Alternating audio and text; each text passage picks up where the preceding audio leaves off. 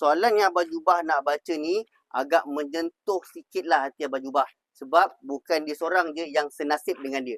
Korang dengar apa yang Abang Jubah baca. Abang Jubah, kereta proses total loss tapi insurans hanya approve untuk repair, bukan total loss.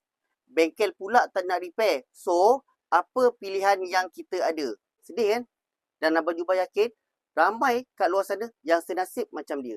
Abang Jubah akui kenyataan dia, memang ada sebahagian insurans yang macam ni. Cuma Abang Jubah tak boleh lah nak mention dalam video ni. Apa yang dia minta adalah pandangan daripada Abang Jubah. InsyaAllah Abang Jubah cuba bagi pandangan yang terbaik untuk bantu selesaikan masalah dia. Apa cara yang Abang Jubah boleh kongsikan adalah awak kena minta bengkel untuk buat supplementary kepada insurans.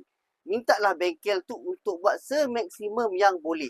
Cuma risiko dia adalah kes awak ni akan jadi lambat. Sekiranya approval tu dah maksimum, bincang dengan bengkel berapa bayaran yang awak perlu tambah untuk teruskan proses pembaikan kereta awak. Kalau korang nak claim insurans kereta korang tak apa ada masalah, korang renew insurans korang dengan Abang Jubah. Jangan lupa DM. Sekiranya awak tak dapat persefahaman dengan bengkel untuk proses perbaikan kereta awak, apa yang awak boleh buat adalah awak tarik keluar kereta awak dan carilah bengkel panel yang boleh uruskan kereta awak mengikut bajet yang awak ada.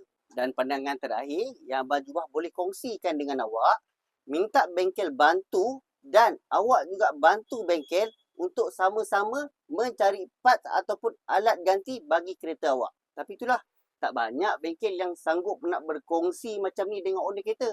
Semoga perkongsian Abang Jubah ni dapat meringankan beban awak untuk awak membuat keputusan.